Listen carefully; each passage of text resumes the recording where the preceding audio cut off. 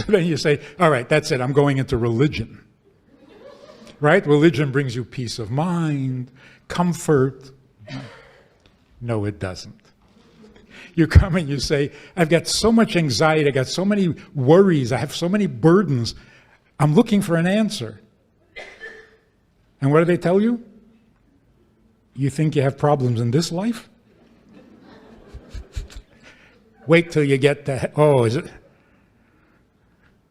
You need to be saved from what happens up there. You need to do this, and it just piles on. More needs. What do? Where do you go?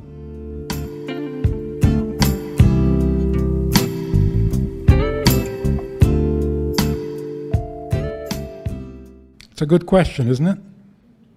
Is religion good for the world? On the one hand, religion brings morality, religion brings charity, religion brings all sorts of value to the world. And at the other hand, religion brings war and division and hatred and anti-Semitism. So is it good for the world or not?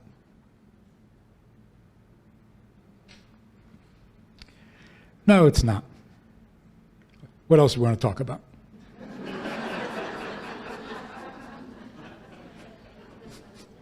Don't you love simple answers?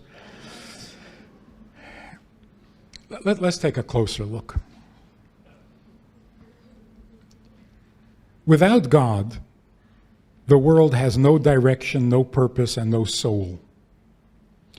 Without the Ten Commandments, the world has no instruction, no right and wrong, doesn't know up from down. Is that religion? From what I'm picking up, this man whose life we are celebrating, Jeff or Zev, he was not a religious man. He was a godly man. Much better. When a Jew puts on tefillin, is he being religious? I don't think so. He's being Jewish. A woman goes to a mikveh, is she being fanatically religious? No, she's just being Jewish. And the proof is, a guy who puts on tefillin doesn't become any more Jewish. A woman goes to a mikveh, doesn't become more Jewish. Actually, a woman once said to me, I'm thinking of using the mikveh, but I don't know, if I do that, what will I become? She meant, will I become like the religious kind of personality, like very serious, and will I become spiritual? Will I become... I said, the only thing you'll become is wet.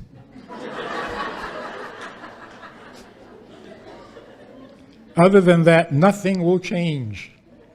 You're a Jew now, you'll be a Jew when you come out of the mikveh as well. When a Jew does something Jewish, why does it get a title? Oh, you're eating Jewish now. Well, yeah, I'm Jewish.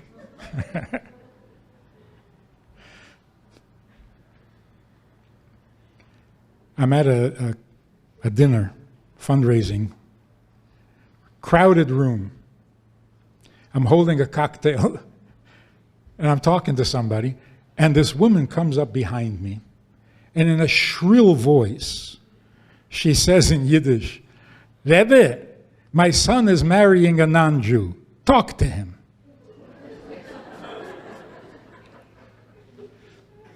I turn around. She's about that big, but a very powerful personality, and her son is standing right there. The whole room heard her say this. The whole room turns around, and I thought, this poor guy, he must be so embarrassed. But I look at him, and he's not. So I took the cue from him, and I said, really, you're marrying a non-Jew? He says, yeah. I said, so you'll be the Jew in the family? He says, yeah. I says, so when they have a question about Judaism, you'll answer it. He says, yeah. I said, do you feel like you know enough to be able to answer the questions? He said, what is there to know? And he was sincere. What is there to know? I said, whoa, 5 books of Moses, 22 books of prophets, 60 volumes of Talmud, and about 1 million customs.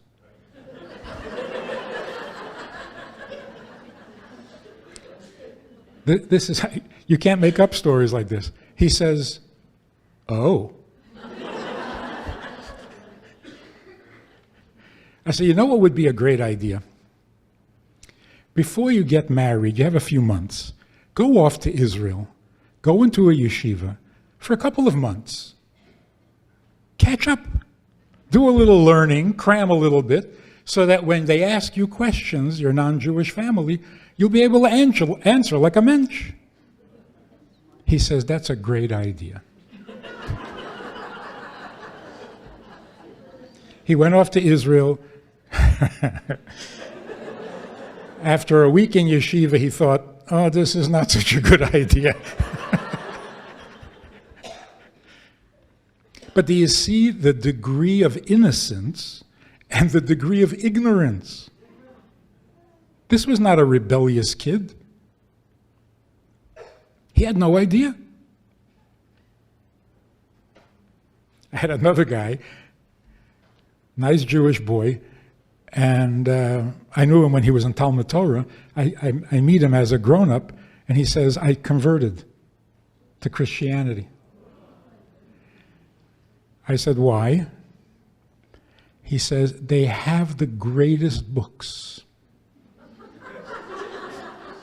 Now, this is a true story. They have great books. I said, like what? He says, Psalms, Isaiah. He never heard that as a Jew. So, is religion necessary? Or is it important that a Jew should know what a Jew is? So here's the true story. Judaism was never a religion. It's not a religion, and it mustn't be a religion. Religions developed out of Judaism, but Judaism is not a religion, for a number of reasons.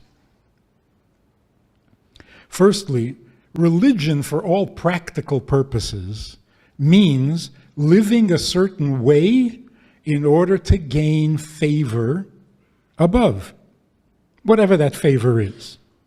Each religion according to its style. Religion means living a certain way to get spiritual benefits. Judaism was never. You read the 10 Commandments, you go through Torah from cover to cover, it doesn't say anything about going to heaven. Nothing. In fact, the Torah begins, in the beginning God created heaven and earth, and that's the last time heaven is mentioned. The rest of the Torah is about earth. So in Judaism, going to heaven is not the goal. Because, to get there you have to die. That's not a Jewish idea. Man darf leben und sein gesund. Don't go anywhere. Where are you going? All right, if you can't be here, where are you going to go? Miami? If you can't be here, you go there. But that's not a goal. That's a retirement home. No, it really is. Can you imagine Jeff in a retirement home? For a week, maybe. But, enough already. Let's get back to work. The souls in heaven are waiting impatiently for Mashiach to come so that they can come back to earth. So why are you going to heaven when they're coming back here? Don't go to heaven. Just stay here. There is no better place. When you say about a person who passed away, he's in a better place, just from the tone, you know it's not Jewish. He's in a better place now. That doesn't sound Jewish. If it was a Jewish idea, they would say, he's better place. That sounds Jewish. But it's not true. There is no better place. There's no better place. It's comfortable. It's pleasant. It's safe. But for a guy who is a leader and a builder and a doer, enough already. A month, 2 months, 2 years. He wants to come back. He's got so much more to build and so much more to do. So, going to heaven has never been our goal. And in that sense, Judaism is not a religion. Instead of wanting to go to heaven, which is the goal of most religions, Judaism wants to bring God down to earth. Why? Because that's what God asked. That's what the Torah is all about. God telling us how to bring Him down to earth, not how we can get to heaven. When you're doing what God needs, instead of having Him do for you what you need, that's not exactly a religion. Got to call that something else. And that's not spiritual. That's godly. What God needs is godly. If you're doing what He needs, you're being godly. Much better than religious. Because religion can become very selfish. It can become very competitive. It can become self-serving, arrogant, exclusive, etc., etc. All the horrors that religion brings. If we're here to make the world godly, so that God can be comfortable and welcome and enjoy His creation, that doesn't leave anybody out. If the world is supposed to be comfortable and inviting to God, it's got to be the whole world. Nobody is left out. Of course, Jews do it in a Jewish way, non-Jews do it in a non-Jewish way, but everyone has got to do it. Otherwise, the world is not what God needs it to be. So if you're in the service of God, you are much more open-minded. As open-minded as God. It's a very different thing from religion. So God is necessary, the commandments are necessary, God's morality is necessary, but religion, it can go either way. So Judaism is not a religion. And Jews are not religious. Have you noticed that? Not only aren't we religious, we were never good at it. Some nations are religious by nature. We're not. 40 days after God spoke to us personally and said, make no graven images, 40 days later we said, wonder what would happen if we do.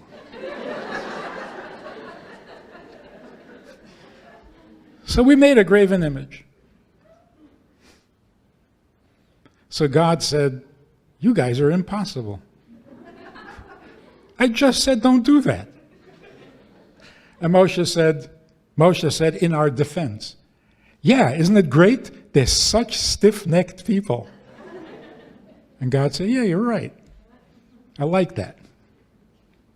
Stiff-necked people is the opposite of religious people. Religious people bend to God's will. We don't. We correct Him. You didn't mean do nothing on Shabbos, did you? Just waste a day like that? Come on. You couldn't have meant that. You men spend time with your family, right? Is it? And God says, no, just don't do any work on Shabbos. And we say, yeah, spend time with your family. And God says, read my lips. Whether you have a family, you don't have a family, don't do work on Shabbos. And we say, why not? I make the most money on Shabbos. I finally got a day off. I can't go golf. So why do I need to keep Shabbos? And Judaism says, you don't. You don't need to keep Shabbos for a very simple reason. You didn't create the world in 6 days. So what is Shabbos? God rests on Shabbos. And since we are his children, he would like us to join him. When he's keeping Shabbos, can you please do it with me? So he needs you to keep Shabbos, not you need to keep Shabbos. And what does he need it for? What are you asking me? How am I supposed to understand what he needs and why he needs? He's God. But I do know this. He needs it for a godly reason. That's pretty impressive. This leads us to an even more important and very basic and very timely distinction between Judaism and religion.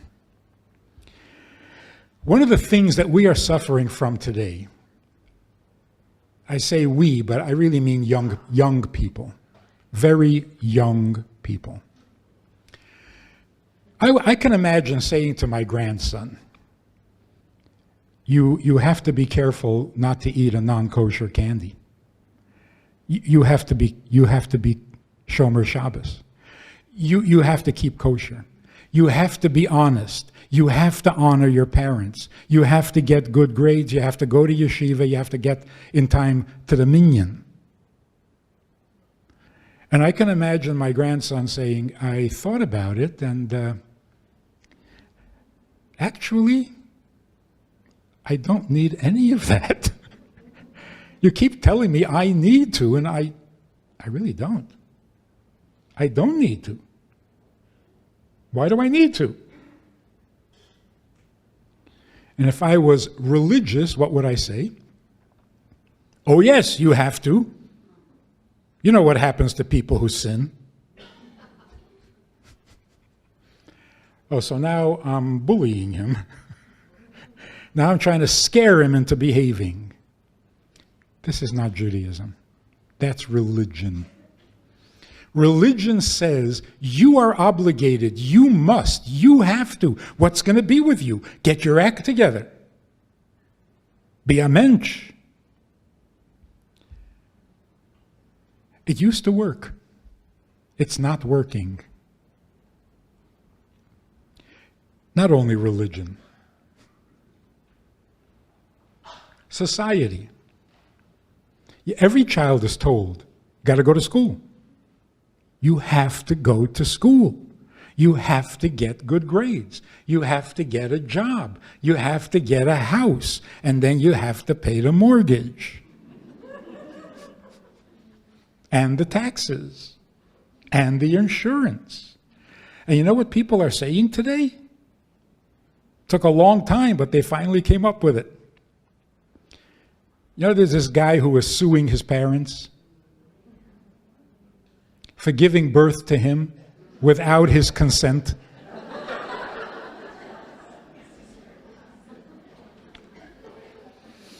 I think he's got a good case.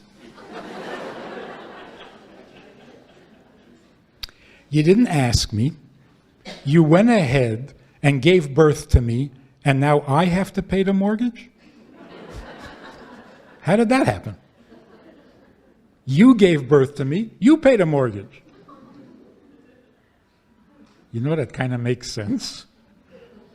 As scary as it sounds, it really makes sense. I didn't ask for this. You made me, so you pay for me. Doesn't that make sense? Anyway, the case was thrown out. Now, this is real. Both his parents are lawyers. He didn't have a chance. But they threw it out of court because the parents said, we were trying to consult with you. We couldn't find you.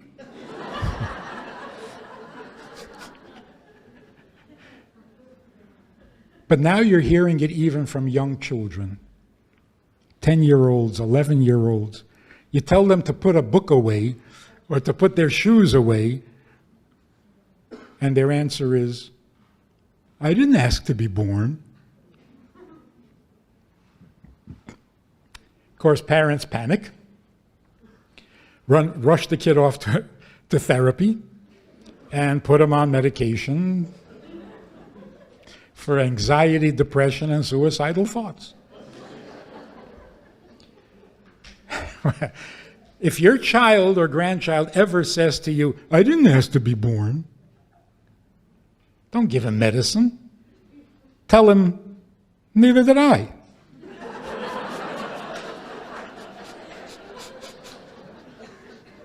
Because it's true, you didn't ask to be born. And you know why you didn't ask to be born? Because you don't need to be. If you needed, you would have asked. You don't need to be. Isn't that a shocking thought? Doesn't it sound a little suicidal? You don't need to be here. You don't need to be born. You didn't ask to be born. If you were asked, you would have said, no thanks. I need this like a hole in the head.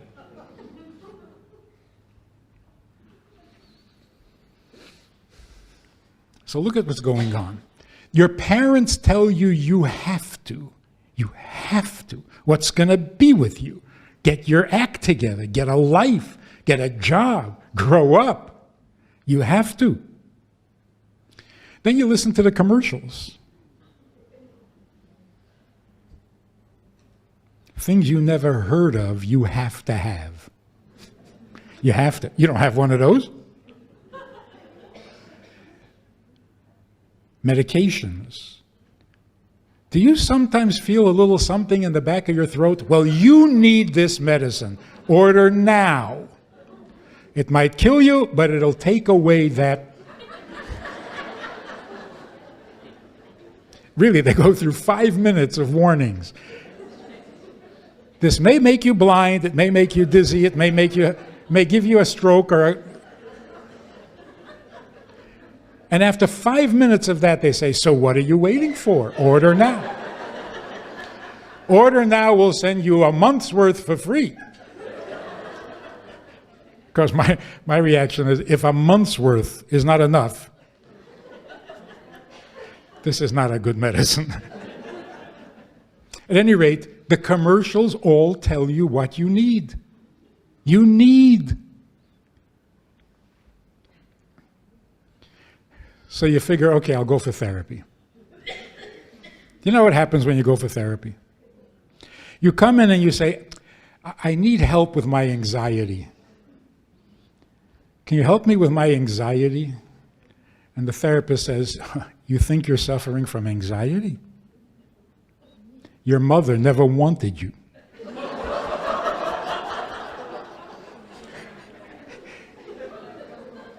You hate your brother. It's eating you up. So you need much more than you think you need. I said, oh God, can I get away from this? So then you say, all right, that's it, I'm going into religion. Right? Religion brings you peace of mind, comfort. No, it doesn't. You come and you say, I've got so much anxiety, I've got so many worries, I have so many burdens, I'm looking for an answer. And what do they tell you? You think you have problems in this life? Wait till you get to, oh, is it? You need to be saved from what happens up there.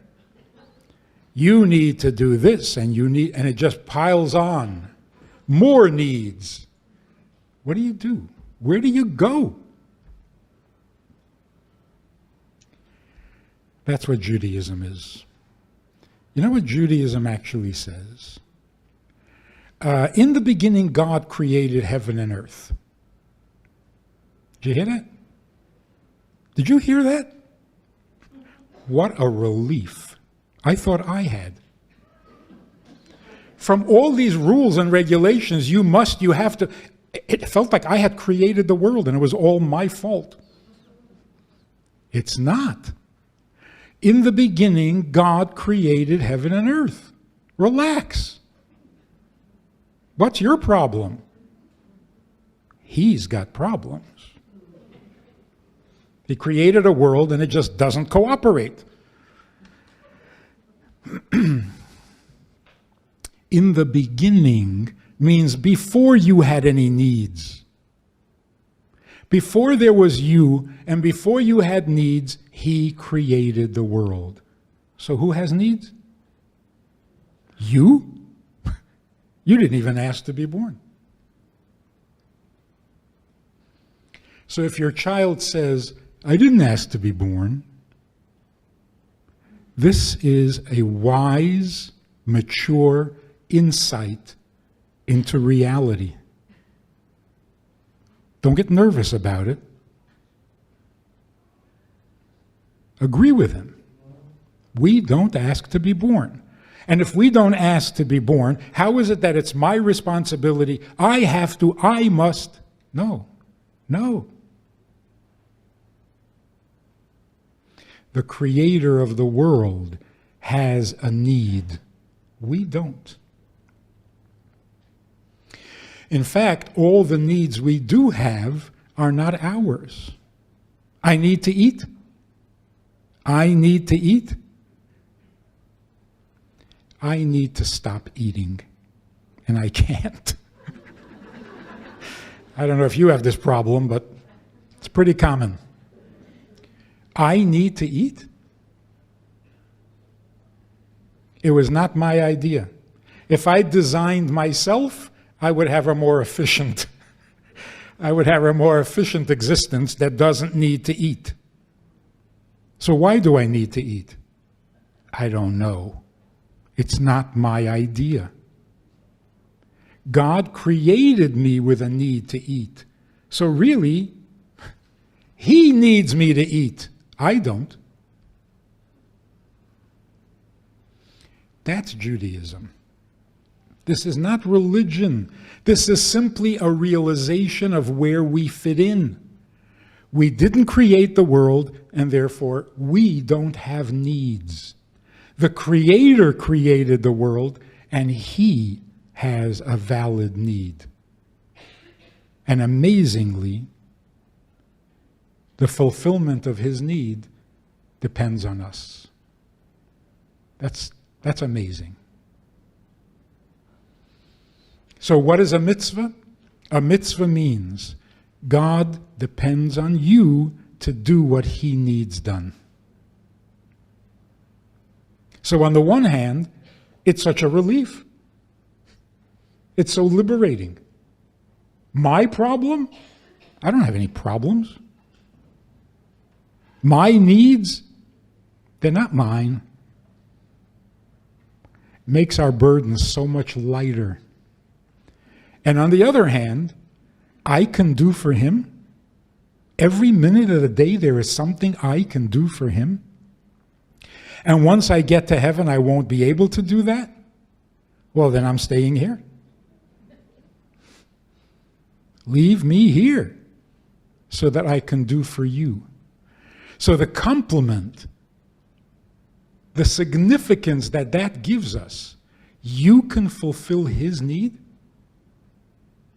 And on the other hand, they're not your needs. Isn't that amazing? That's Judaism. The problem with religion, besides starting wars, it burdens you and it puts you at the center of the universe. You have needs. God is only here to help you with your needs. He's your valet. He's your butler, or your savior, or your healer, or your lover, or your protector. But he's busy full-time taking care of you. You are the center of the world. This is not Judaism, and it's not healthy.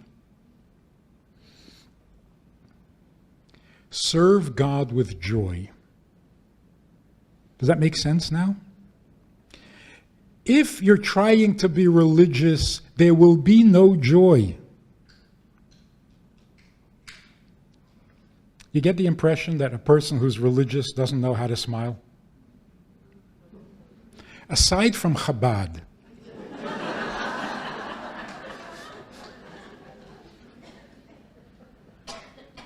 Chabad doesn't fit any of the images, but as a default position, if you're really religious, you're very serious, borderline depressed.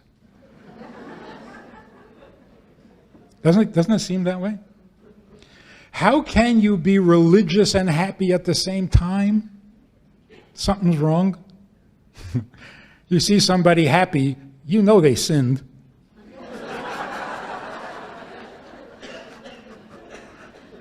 Because if you don't sin, what are you happy about?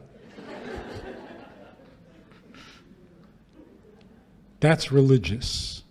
We are not religious. We're not good at it. We never agreed to be religious. We agreed to serve Him.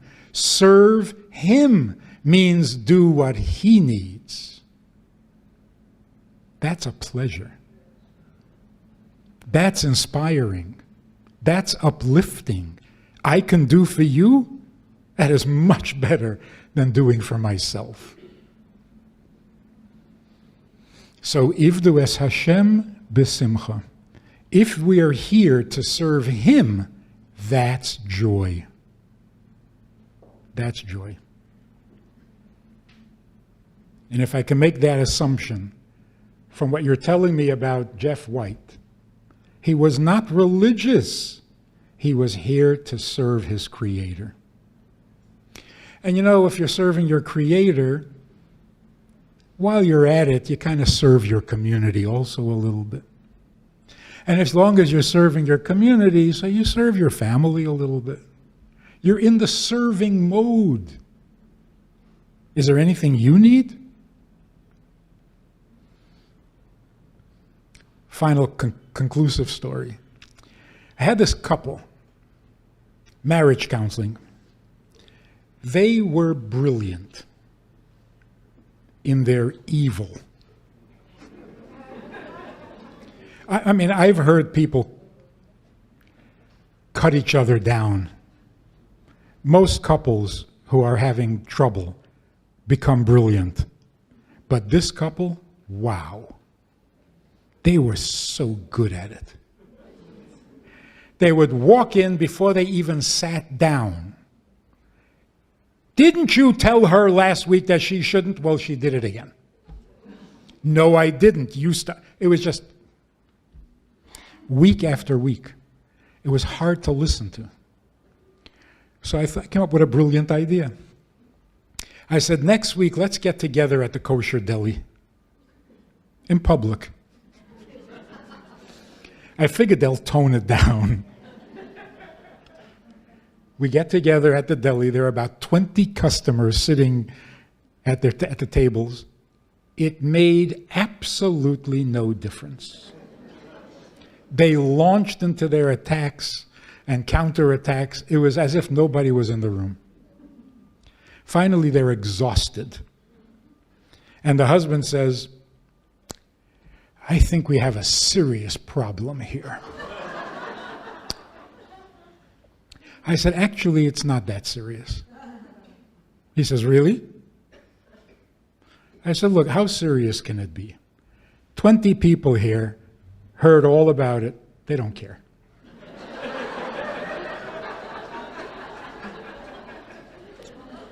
Not important to them. I've listened to this for months. I don't care. And you told me your mother doesn't want to hear about it anymore. Your own mother doesn't care. How important can this be? They were quiet for a moment. And then for the first time in months, the wife said, so how are you? Do you see what just happened here? They never asked me how I was, because they had a serious problem. They had big needs. When I suggested that maybe it's not so serious and it's not such a, like, so what else is there to talk about? Oh yeah, how are you? All of a sudden I existed. Do you see what happens? When we relieve ourselves of all these burdens, of all these needs, I must, I have to, I got to, stop it. You don't. You're not the creator. But you can do amazing things for the creator. So lighten up and serve God and be Jewish, not religious. We have to spread this message, because God has gotten lost in the shuffle. At best, God is there to serve you. And that can't be. That puts too much burden on me, and I didn't even ask to be born. Right? So, here's your choice in life according to Judaism. It's very simple. Do you prefer to be needy, or would you rather be needed? No brainer. We are needed. Our needs, didn't even ask to be born. So if I don't ask to be born because I don't need to be born, and yet I am born, the natural question is, if I don't need this, who does? You've answered all of life's questions. I don't need this, so who does? I don't need, somebody needs me. That is so much better. So don't get religious.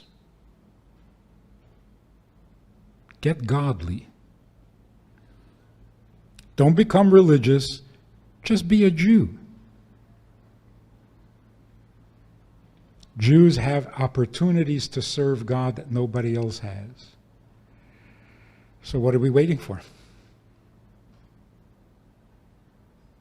Actually, we're not waiting. He's waiting. So what are we keeping him waiting for? So when we talk about the coming of Mashiach, we all know what we want. We want Mashiach because then we'll have, all the goodies that will come. If you think we need Mashiach, we who did not create the world, can you imagine how much he needs Mashiach? And I have a little sneaky suspicion. When the Rebbe said, we want Mashiach, who's we? He meant humans and God. We both want Mashiach. Who doesn't want Mashiach? We want Mashiach. God wants more than we do, and we want for our own reasons. So the Rebbe is saying, if we want Mashiach, so where is he? If everybody agrees Mashiach should come, so where is he? That was the Rebbe's argument. So we want Mashiach. The souls in heaven want Mashiach more than we do.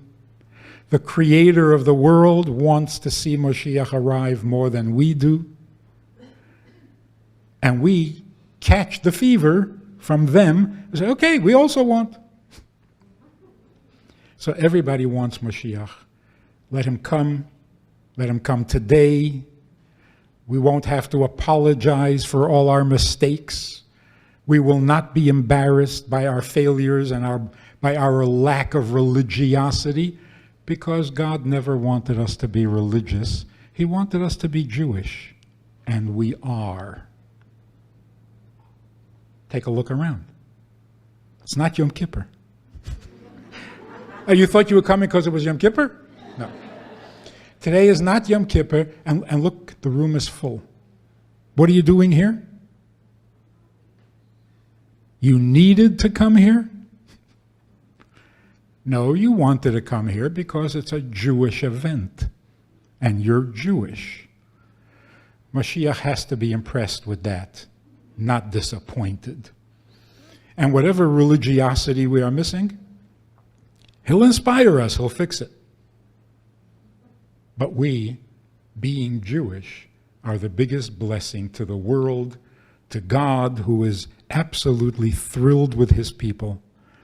And if we miss a mitzvah here and there, whose fault is it? Who gave us this incredibly miserable history, this impossible life? He did. He knows. And he's very impressed. Despite it all, we are so Jewish.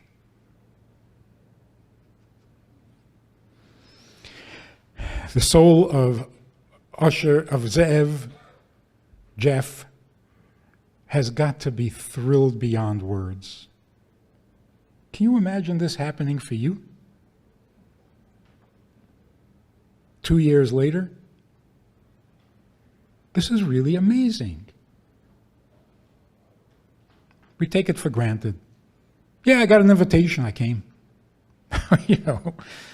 It's not that simple. It's awesome.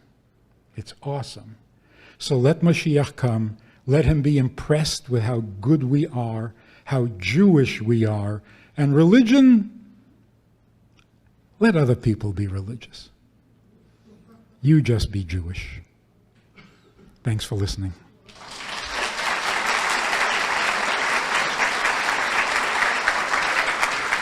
Partner with Rabbi Friedman. Visit itsgoodtoknow.org/support.